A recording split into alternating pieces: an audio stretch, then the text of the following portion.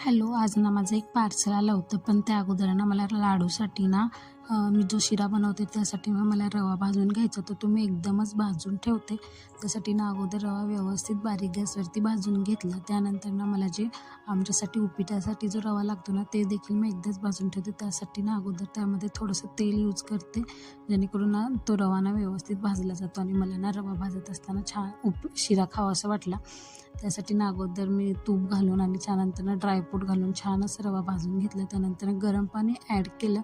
गरम पाणी घातल्यावरती ना जो आपण रवा असतो ना छान असा बारीक गॅसवरती वाफलवून घ्यायचा. त्यानंतर त्यामध्ये एक साखर ॲड करायची. त्यानंतर मला पायनॅपलचा शिरा आवडतो म्हणून मी तो पायसेन्स यूज केला. त्यानंतर भरपूर सारी वेलची पूड घातली आणि छान असा आवडीने खाल्ला. त्यानंतर ना जे माझं पार्सल होतं ना ते होतं, मी माझ्यासाठी एक ड्रेस मागवला होता.